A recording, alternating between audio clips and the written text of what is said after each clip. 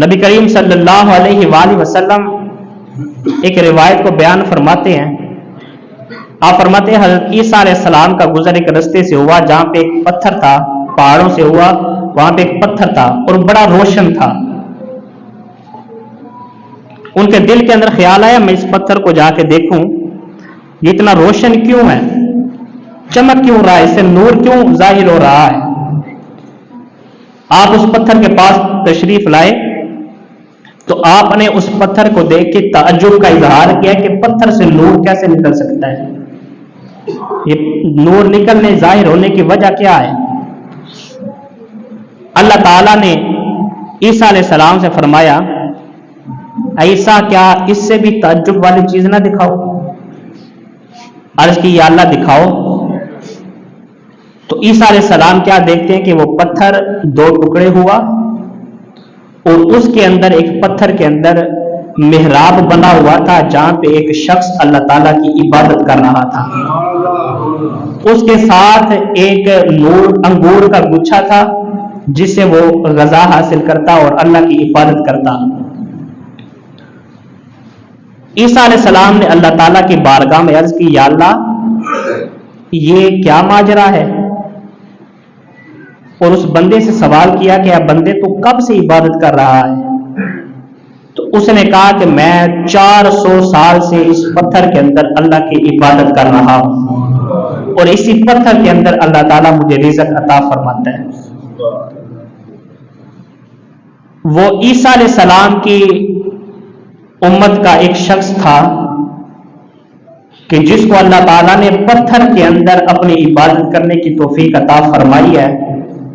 तो नबी करीम सल्लल्लाहु अलैहि वसल्लम के उम्मत के खवास को, साले मोमिन अफराद को अल्लाह ताला कब्र के अंदर इबादत की तौफीक नहीं दे सकता। ये बात फिर इस चीज को वो साइंस की तरफ ले जाते हैं कि बताओ अगर बंदा अंदर कब्र के अंदर जिंदा है तो वो ऑक्सीजन कहां से आ रही है। अगर आप साइंस की तरफ आए ना तो फिर साइंस की माने साइंस ने रूहानियत का इकरार कर लिया। ये गुज़िश्ता चंद साल 2 या 3 साल पहले साइंस ने एक ऐसे परिंदे को वाज़े की है। वो कहते हैं कि एक ऐसा परिंदा है कि वो अंडे दे देता है और अंडों पे बैठता नहीं है। उसने अगर 5 अंडे दिए या 4 अंडे दिए हैं, वो परवाज करता रहेगा, घूमता फिरता रहेगा। उसके जहन के अंदर जितने अंडे होंगे, अगर 6 हैं, जहन के अंदर उसके 5 है, एक को भूल चुका है, तो जहां भी बैठेगा वो उन अंडों को याद रखता है। तो 5 को याद रखा है तो 5 के अंदर से बच्चा निकलेगा, चिक्स निकलेंगे, छठे के अंदर से नहीं निकलेगा। साइंस कहती है कि यह रूहानियत है। ये उस परिंदे को अल्लाह ताला ने एक तवज्जो दी है जो कहीं भी जाके अपने उन अंडों को वो तवज्जो देता है, जिसकी वजह से वो परवरिश पाती है। अच्छा, ये कोई कुरान और हदीस की बात नहीं कर रहा, साइंस की कर रहा हूं मैं। और एक अंडा अगर उसके ज़हन से निकल चुका है तो उसके अंदर से वो चिक नहीं निकलता, उसका बच्चा नहीं पैदा होता। तो जब परिंदे तवज्जो देने पे आ जाएं तो वो चीज को जाहिर कर देते हैं। तो अल्लाह ताला परिंदे को तवज्जो दे सकता है, परिंदे की तवज्जो को मान लिया लेकिन मर्द मोमिन की तवज्जो को नहीं माना। मौलाना अशरफ अली थानवी रहमतुल्लाहि ताला अलैह इस वजह से कहते हैं कोई बंदा ये ना कहे कि वो देवबंदियों के इमाम थे, देवबंदियों का आलिम था, तो आप रहमतुल्लाहि ताला अलैह कह रहे हैं। उस बंदे की तहरीर को पढ़ें, हर बंदे के इल्म पे इख्तलाफ है, लेकिन उस बंदे की कुतुब को आप पढ़ें तो बंदा औलिया से मोहब्बत करने वाला था और उसने इस कदर अपने आप को औलिया से मोहब्बत करने वाला लिखा है कि उसने कहा कि जब मुझे कब्र के अंदर डाला जाए तो मेरे कब्र की एक दीवार पे सगे गौसे आजम लिख देना कि गौसे आजम के दर का कुत्ता है। मौलाना अशरफ अली ताला वो कहते हैं कि बायजीद बुस्तामी रहमतुल्लाहि ताला अलैह वो अपनी मजलिस के अंदर बैठे थे और जिक्र करवा रहे थे। जिक्र करवाते करवाते मजलिस के एक नुक्कर पे एक कुत्ता बैठा हुआ था। आपने अपनी आंखों को खोला तो वो नजर, जिक्र वाली नजर उस कुत्ते पे पड़ गई। तो उस कुत्ते को क्या सिफत हासिल हुई कि वो जिस गली से गुजरता उस गली के जितने भी कुत्ते होते थे उसके पीछे पीछे चला करते थे। मौलाना अशरफ अली थानवी ने लिखा, फिर कहा कि किसी मैदान के अंदर जाके वो कुत्ता बैठ गए तो दूसरे कुत्ते आके उसके इर्द गिर्द बैठ जाते हैं। इसे कहते हैं कि तवज्जो। साड़ी नहीं मननी तो ना मनो, अशरफ अली थानवी दी मनो। ये है अल्लाह ताला तवज्जो अता फरमाता है। पत्थर के अंदर अल्लाह ताला ने एक शख्स को तौफीक दे दी कि वो इबादत करे। मट्टी के अंदर, कब्र के अंदर अंबिया जिंदा होते हैं। नबी करीम सल्लल्लाहु अलैहि वसल्लम ने फरमाया कि मैं मेराज के रात मस्जिद हराम से मस्जिद अक्सा की तरफ रवाना हुआ तो मैंने मूसा अलैहिस्सलाम को देखा, वो अपनी कब्र के अंदर अल्लाह की बारगाह में नमाज अदा कर रहे थे।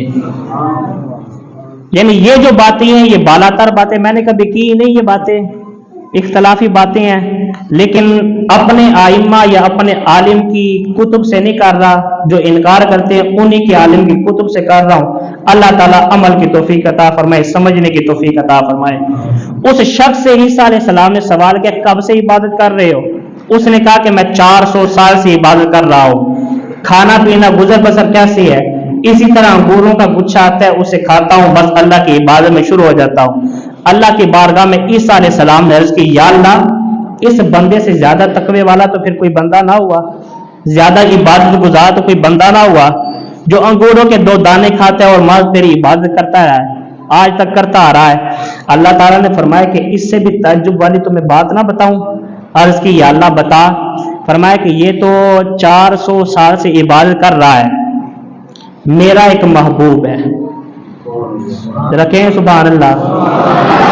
मेरा एक महबूब है, सैयदुल अबरार है, मतलाउल अनवार है, सिर्रुल असरार है, नूरुल अनवार है, मदीने का शहर यार है, मक्के का ताजदार है, अहमद मुख्तार है। और मैं अपने महबूब की उम्मत को मैं एक रात अता करूंगा, जिस रात वो मेरी बारगाह में 2 नफल अदा कर ले, उस रात को तो मैं उनको उन 2 नफलों पर इस बंदे की 400 साला इबादत से ज्यादा अजर अता फरमाऊंगा। 400 साला इबादत बनी इसराइल का बंदा करता रहे और वली हो, एक आम मुसलमान रसूलुल्लाह की उम्मत का 2 नफल पढ़े तो उसकी इबादत से ज्यादा अजर अल्लाह ताला इसको अता फरमाता है। तो क्यों ना फिर हम इस रात को जाया क्यों करें? इस रात को जागना चाहिए, अल्लाह की इबादत करनी चाहिए। इसी रात के अंदर मैं दोबारा बता दूं कि अगले साल का तमाम जो बंदे के साथ बीतनी है, औलाद मिलनी है कि नहीं मिलनी, उसने जिंदा रहना है कि नहीं रहना, रिज़्क वसी होगा या तंग होगा, खुशी आएगी या गमी आएगी, जो कुछ उसके साथ बीतना है, आने वाली इतवार की रात को लिख दिया जाना है। तो उस रात को अल्लाह की बारगाह में दुआ करें कि अगर कोई बुरा मामला है तो अल्लाह ताला अच्छा फरमाए, बदबख्ती है तो सईद बख्ती लिखे, तंग दस्ती है तो अल्लाह ताला फराख दस्ती लिखे। अल्लाह ताला हम तमाम को अमल की तौफीक अता फरमाए। व मान।